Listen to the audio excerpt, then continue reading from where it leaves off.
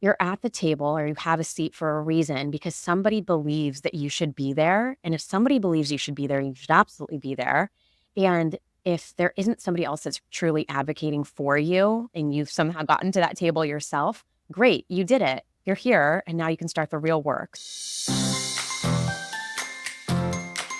Hi, I'm Hannah Blisking. Hi, I'm Allison Maklick, and this is another episode of Imposter Talks from 4 Under 3. Hannah, how are you? Happy Friday. Happy Friday. What a happy Friday it is today. I was just before Allison, you joined, and I was chatting with Manisha talking about how this is like a Sprinklr elite episode of I know. Sprinklr, yeah. So excited. I'm so excited for our guest today. And Manisha, I can't wait till you tell everyone, but this is a pretty fun full circle moment from us. So I think this is episode 32, 38. I don't even remember at this point. We've done so many, but our guest today, we actually asked her almost 2 years ago to be our very first ever guest on this podcast. And I am so proud of us for making it happen today. This is very exciting. Allison, I think that kind of just represents us. We're just very persistent. I know. But normally, we go back and forth and talk about how we fought our imposter this week. But I want to jump in. I want Manisha to share her story. So everyone, please welcome to the podcast. Manisha, go ahead and tell us who you are, your story, and how you got to where you are today. Amazing. Thank you so much for the warm welcome, Allison and Hannah. My name is Manisha Marberry, and I am an area director at Sprinklr on the customer success team. But far before I made my moves into Sprinklr, I am just a girl from Portland, Oregon, who had some big hopes and dreams to live in the big city. So the day that I graduated college, I kid you not, the day of, I got on a red-eye flight to New York City and started my career in marketing and advertising. And from there, through a number of different transitions in my life, I moved into the world of software, and that is where I'm at today. Amazing. So Allison and I, when we talked to you a couple of years ago, we were just starting to really dive into a lot of different conversations with a lot of people from diverse backgrounds about imposter syndrome. We've heard things like all over the board from people, but something that you said to us a long time ago is something that still sticks with us today. And it was just so surprising to us because we're so enamored of this topic. And something that you said is you're like, yeah, I don't know. I don't really feel imposter syndrome. And we were like, that's amazing. Like, we have to talk to you and learn more. So before we kind of unravel all of that, because you gave us a good high level of what you do and a little bit about your journey, but maybe can you just define imposter syndrome? What does it mean to you? And then we'll go from there. Yeah, absolutely. So when I think of imposter syndrome, I often think of people who just don't feel like they should have or deserve a seat at the table. They don't feel that they have the right skill set to offer something new to the team that they're collaborating with, and they just don't feel that they're quite enough. And that's oftentimes what I think of when I think of imposter syndrome, or I have conversations with my peers, colleagues, or friends about imposter syndrome. That's oftentimes the way that they're feeling, is that they just don't feel like they're good enough to be at that table or in that room. So that is such a good example. That's pretty much textbook of what we've learned and what we've seen. And I'd love to get your opinion on this because we've seen that searching for imposter syndrome, it's increased over 500% since the start of the pandemic. So I know we talked to you probably in 2021, in the heart of the pandemic. So I would love to understand how you kind of combat it, how you've dealt with it. I know a little bit of your background, and your presence is just incredible. It's confident, it's aware, it's yes, here I am. Kind of share with us how you got to this mindset of you don't really feel that, or if you've ever even felt unsure of yourself, what do you do? We'd love to dive deep into that. And you're welcome to talk about your past experiences as a pageant queen if you feel comfortable. Because you can tell that you were. Let's just be honest. Thank you. I appreciate it. So let's take a step backwards for a second. I'd love to talk a little bit about the most inspirational woman in my life, which is my mother. And what makes her so special is that many years ago, she knew that she wanted to be a mother. She wasn't in a position in life where she had a partner that was happening for her in the ways that she had thought it would. And so she took on the journey of solo parenthood and adopted my brother, Tim, from India. International adoptions in the 80s was really tough, but being a single parent made it even harder. And after she adopted my brother, Tim, she adopted me 4 years later, again, as a single parent. And it wasn't until a few years later that she met my incredible father. But for those first few years, it was just the three of us. And I love to share her as an inspiration because I think that's where I get a lot of my grit from and how that translates into where I'm at today and why I don't really feel a lot of those feelings of imposter syndrome is because I think I had such an excellent example of someone who didn't have it all figured out, but figured it out. And I think that's absolutely key. There is nothing too big for us to figure out. And so anytime I have been in a situation where maybe I'd taken on a new project or a new role and I didn't quite have, the 100% skill set, always knew that I could figure it out and that I would. And that has really been a pattern throughout my entire life. There's been a lot of different hobbies and things I picked up where I didn't have other friends doing those same hobbies or that had those same interests, and I figured it out. So that's a great segue into pageantry. When I was young, I remember sitting in front of the TV with my mom and watching these beautiful, confident women on stage.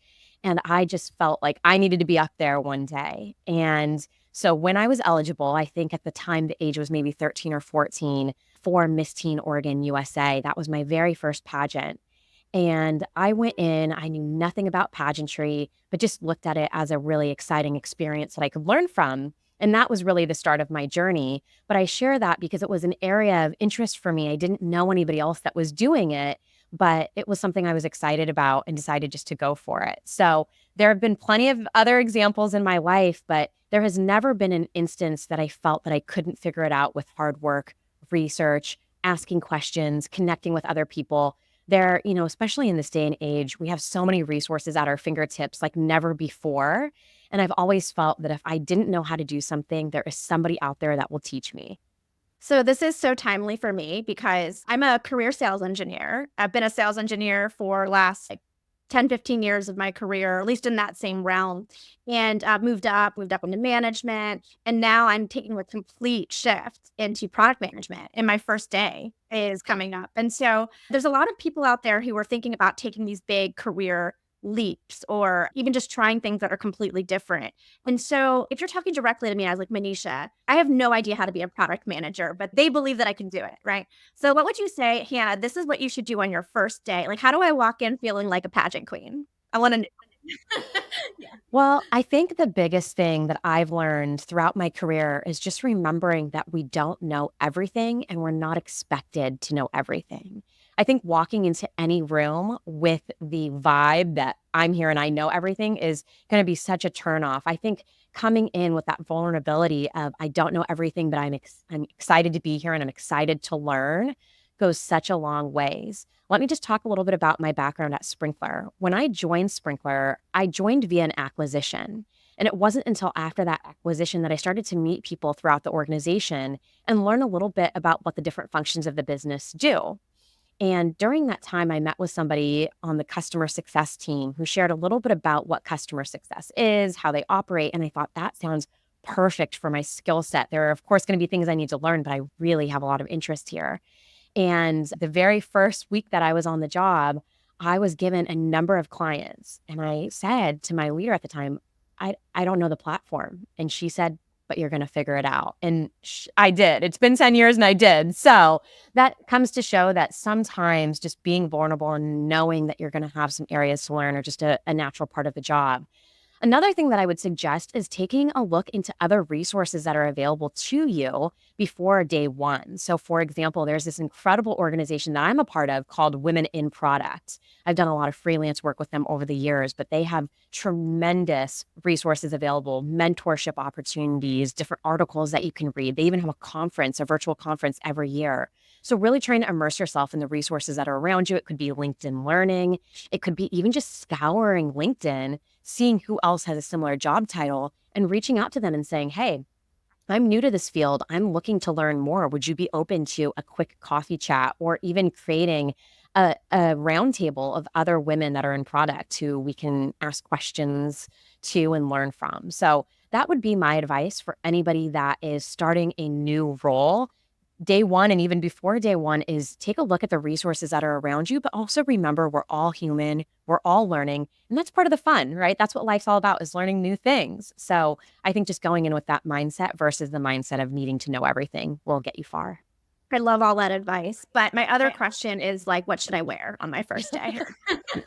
You are asking the wrong girl. Let me just say, I might have been here in New York for about 20 years, but style is still something that I'm actively working on each and every day. I feel like I'm trying to take inspiration from Instagram or Pinterest and trying to piece it all together. But, I say whenever in doubt, go the New York way and just wear all black. That's what we do. It seems to work out. Nice. Yeah, for sure. One thing we were reminding me, so we do these workshops, Hannah and I, the Fight Your Imposter workshops. And one of the tips that we share is build your network. And when you were just saying that, I was like, yeah, duh. Like, even for me in like solutions, it's like I could reach out to these other women in solutions because there's the pre-sales collective, which, Hannah and I are very ingrained in, but say, hey, women, I'd love to have a roundtable or take the initiative to create that because I guarantee you other people are feeling it too. Like, I didn't even know there was a women in product. That's incredible. I was like, Hannah, that's what you could do too. But I just love like that kind of thinking and thinking forward. I think that's exactly what we all need to be doing. Yeah. And I think that, to take it a step further, for me, I think one of my biggest strengths and what I care most about are relationships. And so also remembering to build relationships, whether you're looking for a new job or not, whether you're feeling confused in your career or not, using every opportunity to connect with somebody new, maybe even set a goal for yourself of, I want to connect with somebody new on LinkedIn every week and set up a coffee chat every week. In fact, I actually just spoke at Sprinklr's orientation on Tuesday where I shared that tip and trick with our new incoming class is don't be scared to get on Teams and just reach out to people and say, hey, we don't work in the same function, but I'd love to learn a little bit more about what you do. Would you be open to a quick 15, 20-minute chat? And, I've never had anybody say no. Let's just put it that way. Everybody's been really eager to also expand their network as well. It really benefits everybody. I think that's totally an underrated piece of advice because it does take so much time and focus. I love that you just said set a goal, make it a number of people that you meet each week because I do see that as a differentiator between people at Amazon that are really successful at building up networks versus those who don't seem to be able to navigate, especially when people are now in distributed workforces and don't all live in the same cities and all those things. So yeah, I think that's excellent advice. Hey, it's Allison. And it's Hannah. We wanted to take a moment to talk about something that affects teens everywhere, imposter syndrome. You know that voice inside your head that says you're not enough? Even when you are, it's time to silence that voice. In our Fight Your Imposter workshop, we'll guide your team through a 60 to 90-minute interactive session where we'll share strategies to overcome self-doubt and embrace confidence. It's fun, engaging, and packed with actionable takeaways that your team can apply immediately. So if you want to help your team show up stronger and more confident at work, email us at info@4under3.io. So maybe just to kind of recap it, like if somebody came to you and they were like, Manisha, I need 3 things. Tell me like your top 3 things that are in your head. Like I'm about to deal with this situation that's making me really anxious. I don't think I can do it. What are like the 3 top takeaways you would say to that person? The first thing I would say is, and I think it's Brene Brown who this comes from, and I could be incorrect, but we can do hard things. We can do hard things. The amount of things I've had to overcome in my life, adversity, it's when I look back, it is a true story of we can do hard things. So that would be the first thing I would say to somebody who's feeling anxious, feeling like they can't do something is we can do hard things. The next thing I would probably tap into is what evidence do you have that says you can't do this? What patterns from your past or experiences have you had tell you that you can't do this? Because I can say, and more often than not, friends who I've had the same conversation with oftentimes don't have any evidence that they can't do this hard thing, whatever that hard thing is. It's just in their mind, right? It's a mindset. And then the next thing I would say, the last thing would be to remember that we're all human and we're all going through this experience of life for the first time. Nobody here has gone through this exact life before. We're all figuring it out as we go. And I have to remind myself that about even my parents all the time when, different situations come up of, this is their first time being a parent too. This is their first time navigating getting older and bodies changing and memories changing and things changing for them. It happens. We're all human. And so those would probably be the first things that I would say is we can do hard things. What evidence do you have that we can't do this? And then also really just thinking through the last piece that I said, which I just said, but now I'm blanking on it. But We're all human. Yeah, there we are. We're all human. Nothing, perfection is only in our minds. It's not something that anybody is expecting from another human. Have you ever thought about having your own podcast? I wish that I could, but I think today is a great example of my schedule is always changing. I do not have the discipline, at least at this time in my life, but thank you. I appreciate that. I'm very flattered. Well, you're lovely, lovely speaker. And I was just like, oh, we should have Manisha on every panel workshop that we do. Well, I certainly appreciate that. And, as it pertains to imposter syndrome, I get that it is a real feeling. I have so many women in my network. I haven't mentioned this on this podcast yet, but I also oversee a really fantastic organization called United Women in Business. We are a nonprofit for women. We have over 3,000 women just in the tri-state area alone. And it is a real thing. Imposter syndrome is real. And just because it's not something I feel affects me each and every day doesn't mean that it is not affecting other people or that it's not going to affect me as a result of having people in my network or that I work with that are experiencing it. But I think just remembering that you're at the table or you have a seat for a reason because somebody believes that you should be there. And if somebody believes you should be there, you should absolutely be there. And if there isn't somebody else that's truly advocating for you and you've somehow gotten to that table yourself, great, you did it. You're here and now you can start the real work. So I think no matter how you look at it, imposter syndrome, it is a real thing, but it also requires you to change your mindset a bit. Beautiful. Oh, I'm telling you, you would be so good on a panel that we do with our workshops to share your story. And just like listening to you, I'm like, yeah, tell me more. But we have learned that right around 20 minutes is our sweet spot for our podcast. So we're going to wrap today. But we would love to talk to you again. You are so phenomenal. And I love the way you present ideas just in such a succinct way. And I hope everyone listening today can have some strong, actionable things they can take away by listening to your wisdom. This was a really great episode. I can't wait to share it with the world. Thank you so much, Manisha. Yes, thank you, thank you, thank you. And if you have any questions or anything for Manisha, you know where to leave them. We'll be posting this episode out on all of the platforms, and we are so excited. Thank you so much. Thank you for tuning in to this episode of Imposter Talks. Subscribe, like, and review our podcast on Spotify and Apple Podcasts. And please follow us on LinkedIn and YouTube at 4under3. And we want to hear your imposter story. If you're interested in being a guest, please email us at info@4under3.io. Thanks so much.